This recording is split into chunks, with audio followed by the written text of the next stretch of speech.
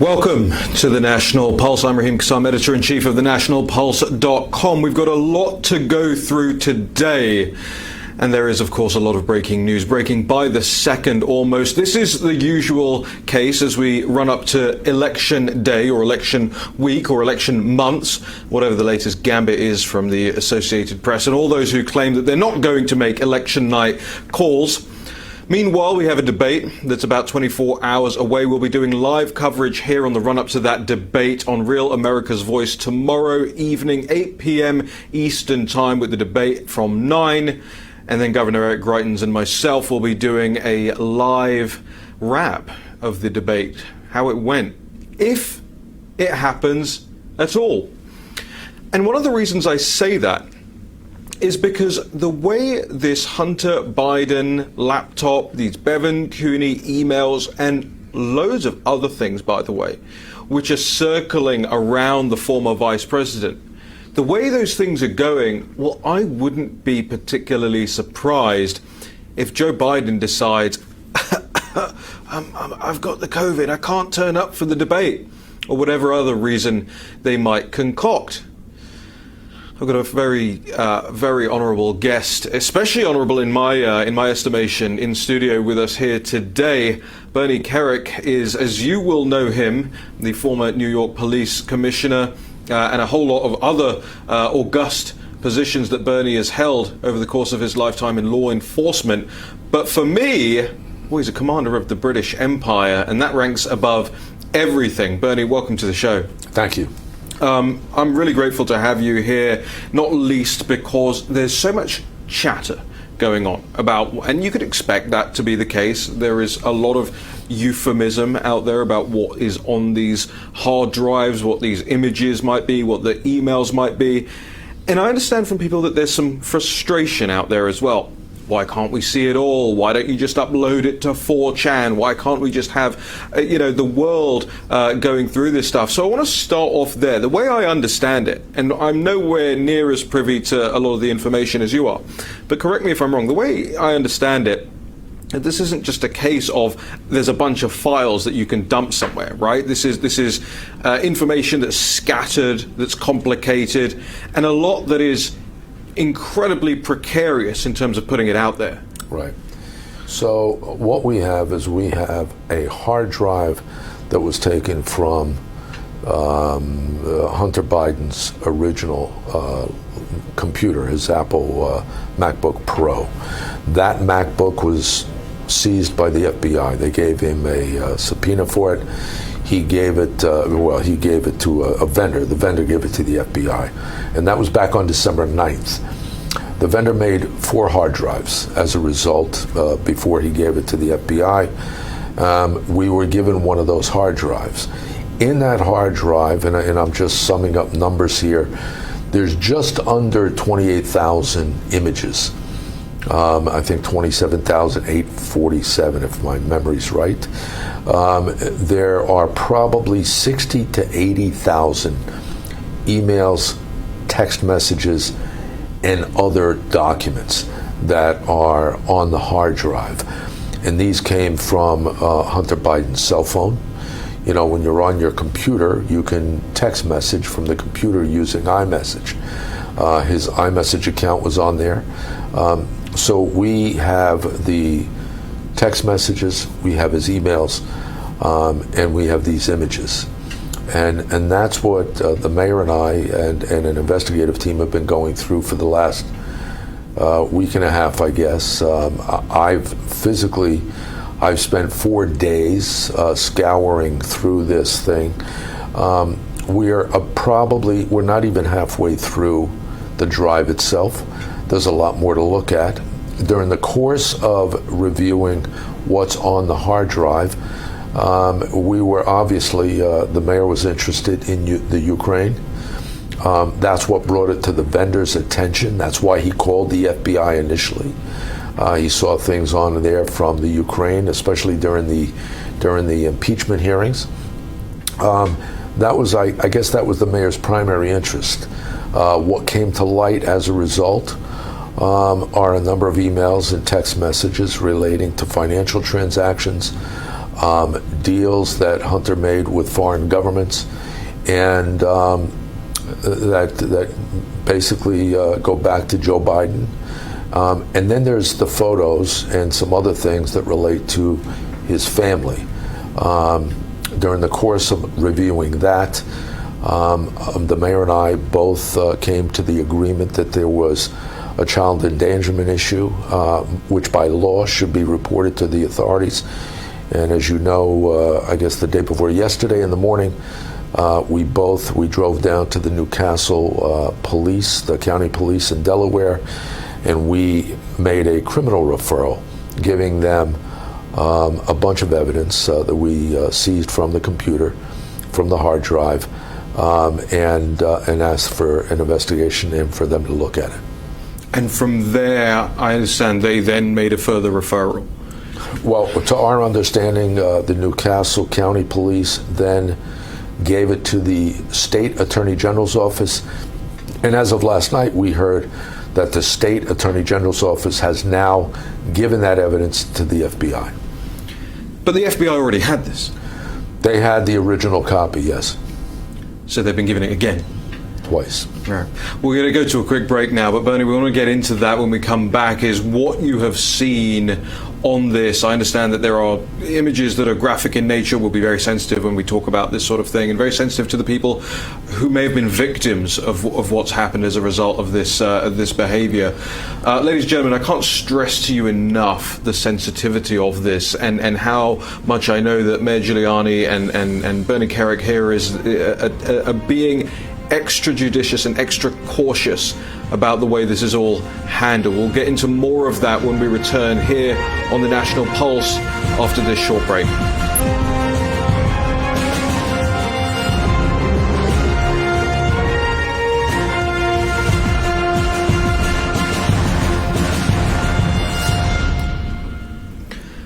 Apparently there is something in the Washington, D.C. lexicon called a kickback account.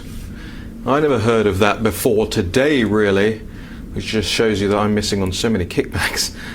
But apparently kickback accounts are quite regular for political figures and people in the DC circuit. We're going to be looking into whether or not Joe Biden or anybody attached to Joe Biden has had one of these kickback accounts over the last 47 years he spent in Washington, D.C. I want the audience to understand on this that the information that I'm getting and relaying to you is almost real time. That is to say that we do our uttermost due diligence up until the point where it becomes impossible, for many reasons. One is to not get scooped by other reporters, but also to bring you the information that you need as the voting public that will inform your votes. That is what a democracy is about. That is what this republic is built on, is the free and open communication of information for you, because it's your life at risk here. It's your taxes on the line here. It's your sons and daughters being sent off to battlefields all around the world. And I want you to understand that the people who are involved with going through, whether it's the Cooney emails, the Bevan Cooney emails, whether it's the hard drive and the laptop from hell, are doing their uttermost to expedite this process, but in a responsible way. My guest here is Bernie Kerik, former New York Police Commissioner and Commander of the British Empire. I didn't know that until we sat down here. Can I ask you about that very quickly? In February of 2002, Mayor Giuliani and I were honored by Her Majesty Queen Elizabeth at Buckingham Palace. I was presented with the CBE, Commander of the British Empire. The mayor was honored with a honorary knighthood. And I have to tell you, for me, I've been to 1,000 ceremonies, right? Thousands of ceremonies, over the course of my career. It was probably one of the top three, to stand there with Her Majesty to have a 5-minute conversation with her privately about my life, about 9/11, about what we did for the British people in the aftermath of the attacks on the World Trade Center, and walk out of there. It was for me. It was probably one of the greatest honors of my lifetime. It's very warming for me as a Brit to hear that, because of course most of us look to the future of our monarchy, and we see the Meghan Markles and all this nonsense that's happening around those two, but we even look to the heir, Prince Charles, and think, oh my goodness, this is an enduring institution that is about to be trashed by cultural Marxists. I mean, Charles talks to his plants. He's all Green New Deal. It's appalling. But Raheem, I'll tell you something. I have to get this out. Yeah. This is a woman that was the queen for longer than I had been living. Right. So to stand there with her, knowing the history she's had, her work with the great leaders of the world, it was great. You were one step removed from Sir Winston Churchill in that regard. Exactly. It's incredible. Right, I want to get back to this data in this laptop. Look, there's obviously going to be much more information that people will be privy to over the next couple of days and week or so. But I'm hearing rumblings now from the Democrat side that they think that this is not fair game, that this shouldn't be on the table, that Hunter Biden shouldn't be mentioned, and the Democrats actually intend to throw up their hands and say, whether it's Joe Biden at the debate or whether he doesn't turn up to debate, to say, Donald Trump is playing dirty tricks. We've already heard foreign disinformation. Well, let me ask you that up front. Did you get this from a foreign source? No. Listen, and I said this morning in another interview, I'm 1,000% positive this stuff is authentic, number one. Number two, if you look back at Donald Trump in 2016 and the Russian collusion stuff and the Steele dossier, what they accused Donald Trump of makes the Biden family look like John Gotti and Al Capone combined. And nobody's looking at it. Nobody wants to talk about it. Nobody wants to see it. I think it's absurd. This whole push, Russian disinformation. The Russian disinformation is Adam Schiff. I personally think he is a Russian asset. And I think he controls the Iron Curtain. And the Iron Curtain is the CNNs and the MSNBC and ABC and NBC and CBS and Twitter and Facebook. They are the Iron Curtain that is preventing the rest of the United States of America and the world from seeing reality. So what does reality look like? I mean, without being too explicit here, we've been told about underage girls on this drive and images. I mean, have you verified that personally? I've seen the photos. There's a number of photos of young women. There's concerning photos that the mayor and I were concerned with. And there's emails and text messages relating to one or some of them both by Hunter Biden and his family that in my opinion, raises the question to, refer this to the authorities for child endangerment. And there is a state reporting requirement in Delaware that if you come in contact with this or have a suspicion of it, you are mandated to report it to authorities. And as soon as we saw this, that's what we did. What happens if you were a doctor like Jill Biden and this is going on? You're supposed to lose your license if you don't report something like that. It's mandated. It's a state law. It's a state law. In fact, the law in Delaware is more stringent than many other states. In most states, it's the public servants have an obligation. In Delaware, it's anyone that has the suspicion of. We'll continue the conversation in just a moment. Bernie, thank you for being here and walking us through all of this. I know it's incredibly frustrating sometimes when we can't see everything up front for ourselves. Believe me, there are things that you don't want to see on this. We'll be back with more with Bernie Kerik here on the National Pulse. I'm Raheem Kassam. Thank you.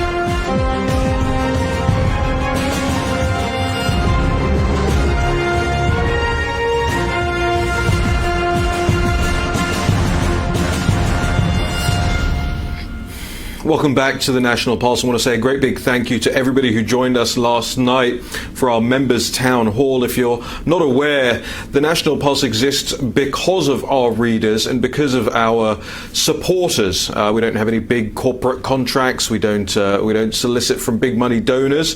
You can go to fundrealnews.com and sign up to be a supporter. You get all sorts of benefits, including a monthly private town hall with myself, with Natalie Winters and the rest of the team at the National Pulse. We did it last night with our supporters, and it was just a pleasure to be with you all, to talk to you all, to answer your questions, to walk through how the site operates, what our traffic numbers are like, the detail, the nitty-gritty behind how these things run. And I've got to tell you, we've been running that site now for 10 months. And we're well on course. Last month we got 5.5 million visits to the site. This month is looking like it's more going to be like 6 million, which is just incredible numbers. And, you know, all credit to the team and to Natalie and all the scoops for that. And credit to our friends over at the aggregators, the Citizen Free Presses, the Revolver.Newses, the Bongino Reports, all of the What Fingers, all of these great aggregators out there who have picked up where Matt Drudge has left off. And speaking of what Matt Drudge is left off, very, very few links or anything, certainly no big siren that we're expected to see on the Drudge Report, or have expected to see that for decades on major stories like this. Bernie, does Matt Drudge fall within the Iron Curtain now? I think so. I mean, all you have to do is look at the site. I used to watch the site. You know, I don't know, I referred to the site 10 times a day, probably like you and many others. I may look at it now, I don't know, once a week. Yeah, his numbers show that. You know, I barely look at it anymore because it's so one-sided. You know, the bottom line is there is a major problem with censorship. There's a major problem with the First Amendment in this country. It's a part of that socialist movement that's that's being pushed inside Congress and out. And you have Facebook and Twitter and all these media organizations. That's a part of it. And you have Republicans who go along with a lot of this stuff as well. They either go along with it or they don't have the courage to fess up and they ignore it. Yeah. They intentionally ignore it because they don't have the courage to call it what it is. And that is why everybody hates Donald Trump. Right. They hate Donald Trump. You know, we always talk about transparency. We want transparency in government. Well, I got news for you. You don't have a more transparent president. He is the most transparent president we've ever had. Probably overly transparent. Right, I was going to say that. Too transparent at times. But the bottom line is, you don't have to worry about what he's doing, he will tell you. Right. You don't have to worry about what he's thinking, he will tell you. Good, bad, or indifferent. At the end of the day, they are trying to silence that. It's interesting that you raise that because we're often told, oh, he's this bumbling oaf who blurts things out, and therefore, you don't really want somebody that unpresidential as the president. But on the other side, he's a genius, secretive colluder, and it can't be both of those things, right? Yeah, no, it's, you know what, that's the left, that's the Democrats, they're desperate. And in desperate times, you say foolish things. But the thing that scares me, the thing that frightens me, and should frighten every American, is this attempt by the left to silence reality. And the stuff that's going on right now, forget the laptop, forget it. Let's look at the other emails that's out there. Let's look at what Congress found with regard to Hunter Biden and Joe Biden. Let's look at Joe Biden's video of him in the middle of an extortion over $1 billion grant for the Ukraine. That's reality. That stuff is reality, and the left is ignoring it. And if it was anybody else, you'd already be in handcuffs. You'd be prosecuted and sitting in prison. Why is it that Joe Biden and his family and the Clintons, they're exempt from the law? Why? How could that be? And I think that's a concern to every American in this country. So I'd never heard of this kickback account thing before. It's just not something that's ever come across my radar. And then somebody calls me up this morning and is like, hey, you got to look for where they rest their money. Well, I know. I can tell you, based on what I've seen, and this is directly out of an email, The first person I'd be looking at in the Biden family is James Biden, because there's a text message from James Biden to Hunter saying, "I just spoke to your father. He's talking to O being the president, and this could be the best 2 days in our entire life, for our career," something like that. James was involved in a number of these deals, whether it was Iraq or China or wherever. Somebody should be looking at him and where he's traveling to, because wherever he's traveling to or has been traveling, I promise you there's a count somewhere. Okay, I want the audience to pay very close attention to what Bernie is saying here, because this is news, right? And it's news before you'll get it anywhere else. Pay attention to this. So somewhere, let's just say that James Biden purchased a property in the US Virgin Islands, on Water Island, in the US Virgin Islands, in 2005. Would that go some way to explain, or could that go some way to explaining, A, where they were doing some of their business, where they were putting some of their business, and B, because I checked this out before the show, why and you can do it for yourselves, by the way, the audience, why the fact checkers went to such great lengths earlier this year to do fact check Joe Biden never had anything to do with the Virgin Islands. And then at the bottom of the fact check is, but his brother James Biden actually had a property there between 2000, but don't worry about that. Right. Well, listen, if you look at the emails and you read through the emails, you'll notice Joe Biden never had a deal with China, but his son did. But if you look at further in the text messages and the emails, you'll see that Joe Biden was going to get 10% of the deal. Okay? Wasn't Joe Biden's deal, it was Hunter's. But you know what? He was the vice president. He was the former vice president. It all relates to influence that Joe Biden could perform for his son. Anybody else would be in prison. Anybody else would be in prison. Is this why Obama really didn't back Biden? He knew that this was all in Joe Biden's repertoire? Well, the intelligence community knew. The intelligence community said there were problems. We now know that from Congress, from congressional hearings. Let's come back to that in just a second. We've got to break. Bernie Kerik, just amazing information. One of the few people who have had eyes on all of this information that's going to drop in the next coming days. We'll be back with more after this short break.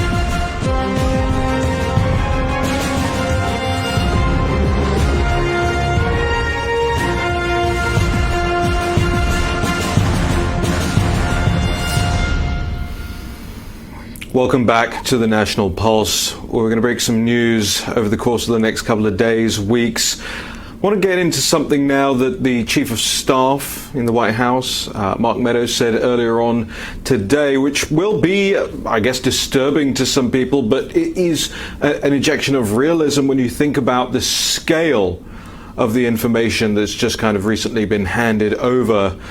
Whether it's Mayor Giuliani, whether it's Bernie Kerik, whether it's their whole team, whoever has eyes on this right now, it is going to take a long time to get through everything. And not least because people have pseudonyms, they have nicknames, they have acronyms for different organizations that they work with. You have to piece different pieces of the puzzle together, whether it's, a company in Hong Kong or a company in China or a company in Ukraine, who's involved with that. Okay, this stuff takes time. So Bernie, I'm really grateful for you being here with us. You told us about the scale of this thing and just how long. I wonder what you think about Mark Meadows' comments that actually we may not get a special investigator on this until after the election. Well, there is an election in 13, 14 days, so they're extremely busy right now. But I think at some point in time, this is an investigation that mandates an outside prosecutor. And the reason I say that is because you've had the FBI sit on it for some 8-9 months. A lot of it has to do with information that came out during the impeachment hearing. There's a lot of material that we haven't seen yet. There's a lot of material that's going to corroborate what we have in the hard drive. And the reality is we haven't gotten through probably half the hard drive. So there's a lot of work to be done. Hopefully the FBI is in a position now where they're focused on this and they're moving forward. But that being said, the scale and scope of an investigation like this is enormous, because you're dealing with the Ukraine, China, Kazakhstan, you name it. They were all, everywhere that Hunter Biden showed up, there was a business deal, and every one of those business deals in some way bounced back to his father. There's a lot of work to be done, so it's going to take a while, and I understand the Chief of Staff's, I understand his comments. Unfortunately, there's a lot of this that could have been done already and just wasn't, but I think that's the president's issue. He'll have to deal with it. When you say that's the president's issue, you mean the head of the FBI is the president's issue? I think there's two issues. The head of the FBI, when did he become aware of it? Did he notify the Attorney General? If I was the president and the chief law enforcement executive of this country, I would have assumed that the Attorney General would have told me already. But I can tell you this, in working with Rudy Giuliani as the mayor of New York City, if we had something like this in the NYPD, and for some political reason I decided to hold on to it, and Rudy found out 7 months later that I had it, I promise you, there would have been one meeting in which I advised him that I had it, and I didn't do what I should have done with it. The reason it wouldn't have made any difference. I would have walked out, went back to my office, cleaned out my office, and left, because he would have fired me. I'm 100% positive he would have fired me. So I think this is stuff that the president has to look at. A lot of people will balk at the idea of firing an FBI director this close to an election in the political optics of it, right? But as you say, the rules are the rules, and if you're not abiding by the rules, I mean, effectively that would be a way for Chris Wray or whoever else was aware of this and not doing anything about it to tip their fingers on the scales of the election. And this isn't something that we haven't seen from the high-ups in the FBI before, right? Well, what we have seen is, false testimony. What we have seen is lying under oath. And these are the senior members of the FBI.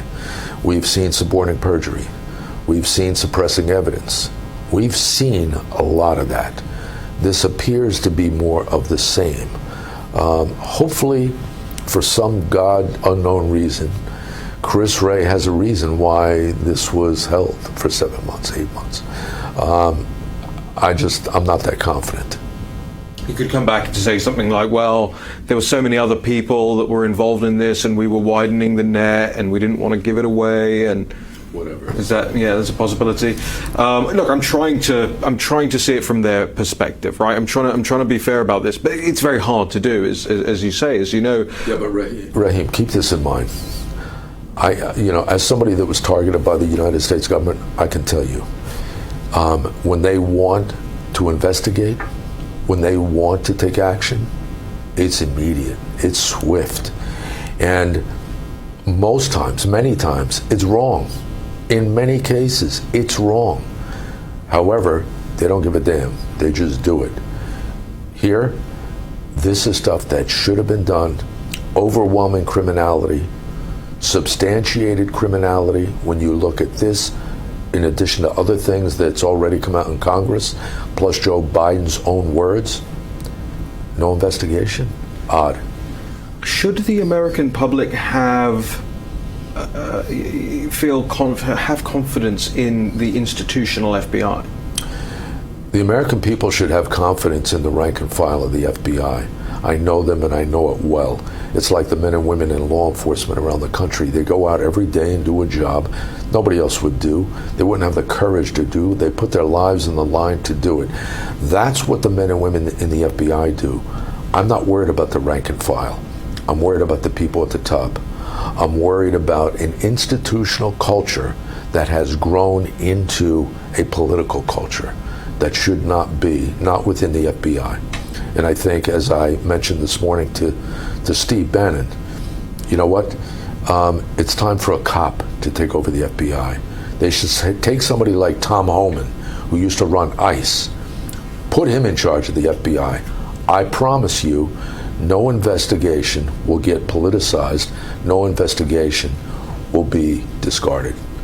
It's a really interesting recommendation. Bernie, we'll be right back. Thank you. We've got another break to go to. Really grateful to have Bernie Kerik and all this insight about what exactly we're talking about, what we're looking at. Because here's the thing. Bernie talked about the Iron Curtain, talked about the MSNBCs, the CNNs, the CNBCs, the New York Times, the Washington Post. Go and look at a paper. Don't buy one. Go and look at one in your local store. Is this story anywhere near the front pages? They're burying it, but we won't. Stick around. We'll be right back.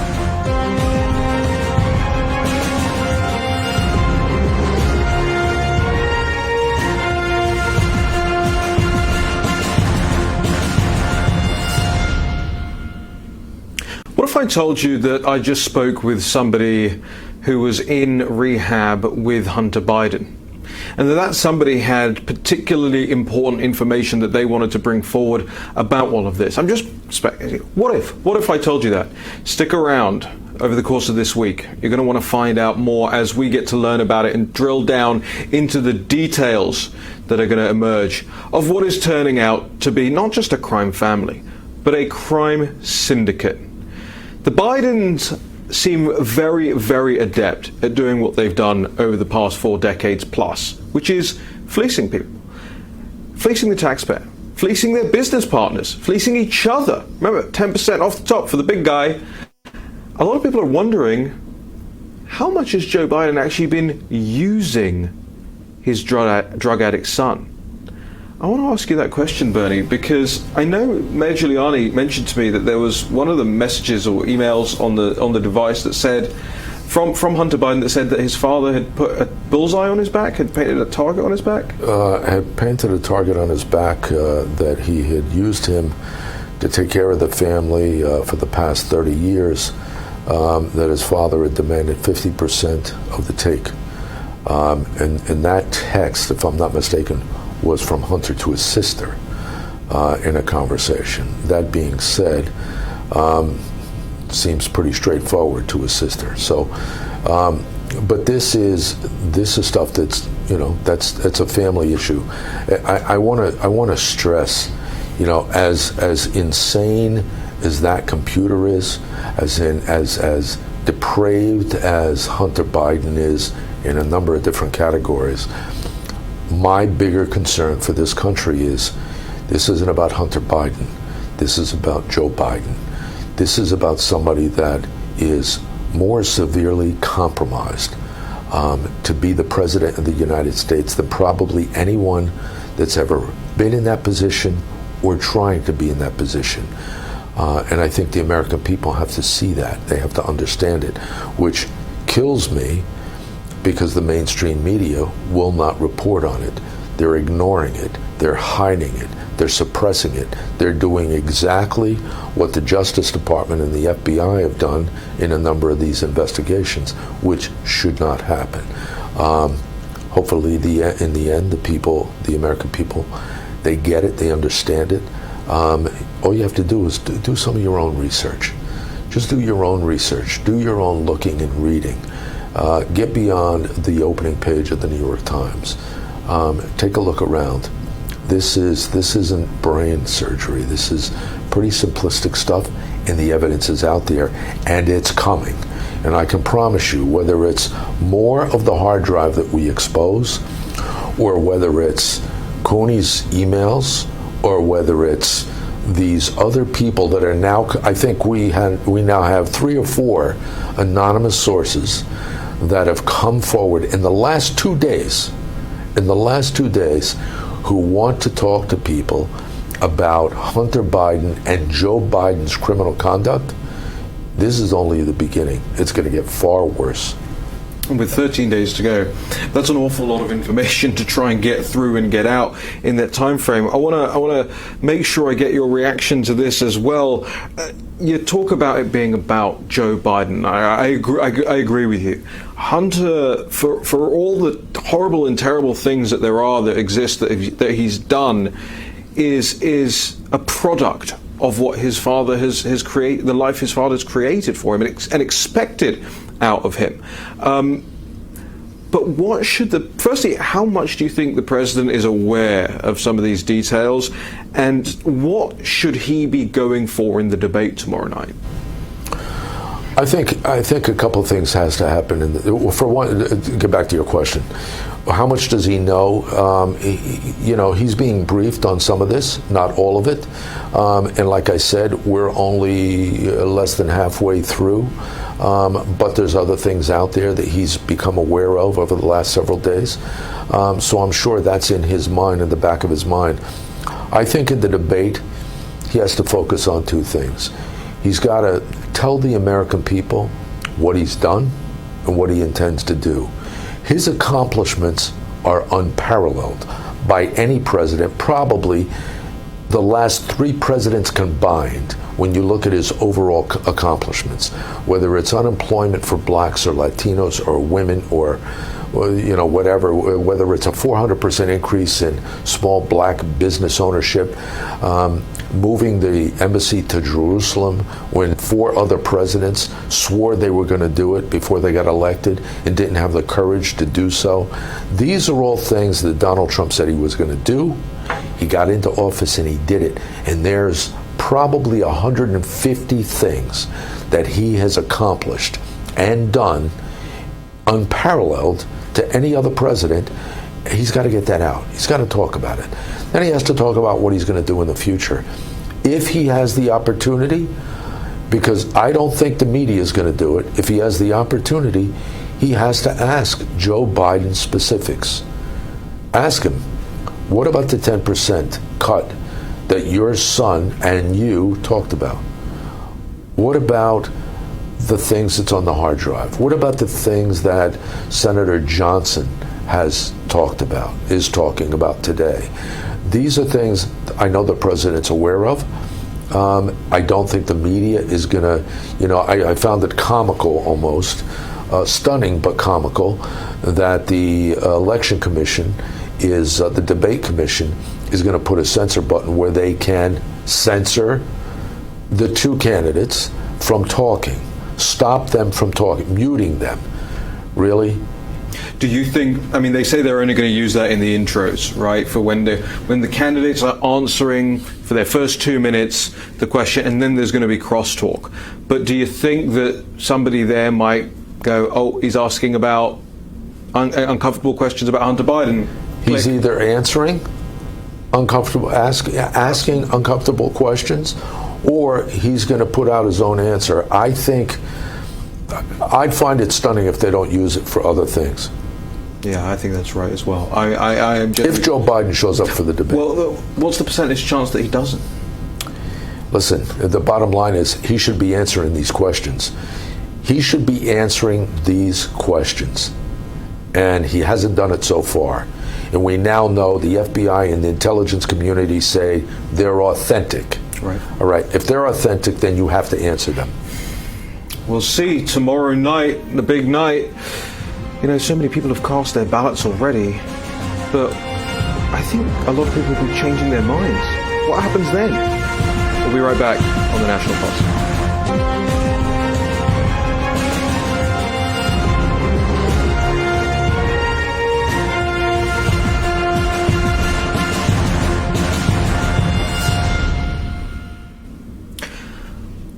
Just think about what we know already about the Presidential Debates Commission.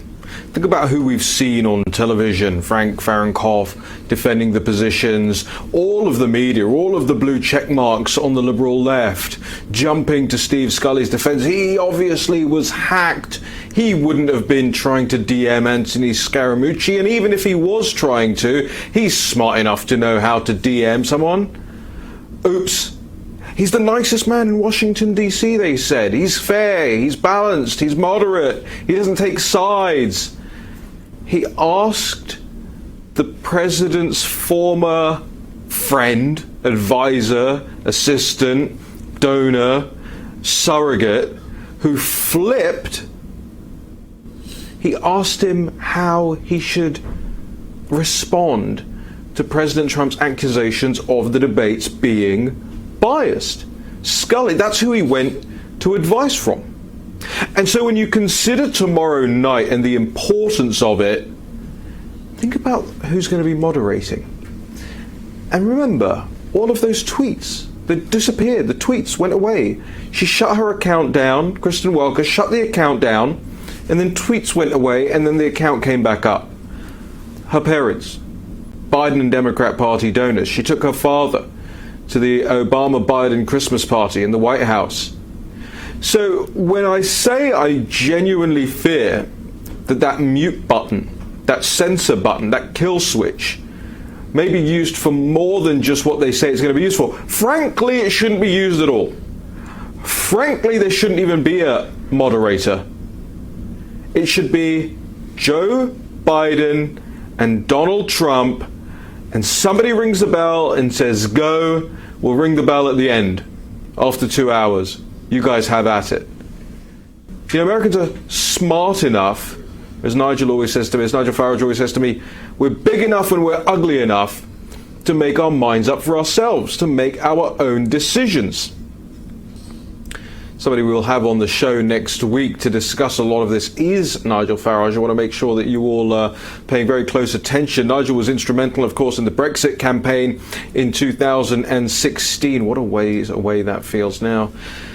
And then came over to the United States and appeared at some Trump rallies on the run-up to the November 2016 elections. What a time we had back then. And Bernie, I want to get back to you on this because, you know, you are a commander of the British Empire. Our fates are intertwined as nations. We are one civilization, Western civilization. And I look at this action that's taking place in your country, and a lot of people say to me, well, why do you care? What are you even doing over here? Why are you commentating on our politics? And I say, look, the fate of Western civilization is here. This is it. This is the last stand. You look at all the nonsense that we see, the transgenderism and what Pope Francis is saying out here now, and the cultural Marxism and all this hard left AOC stuff. Western civilization stands or falls on whether or not America stands or falls, and whether or not America stands or falls is on this election. Thank you very much. It's on this election. You know, I want to go back to your comments on the debates, right? I think if the debate commission had the courage, I think what they should do, they should have two moderators.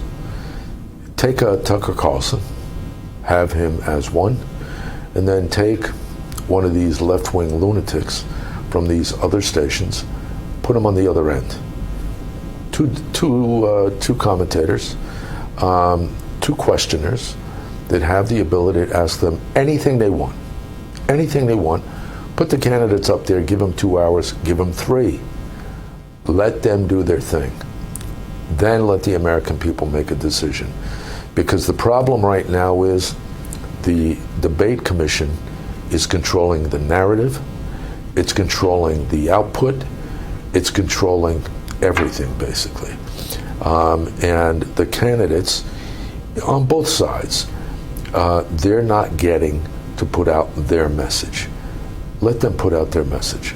Let the American people make the decision for themselves.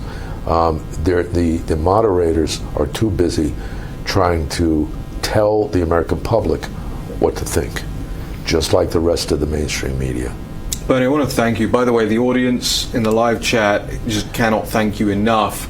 They would like you to take over my show full time. No, that's okay. I'll pass. I like it in this chair versus that chair.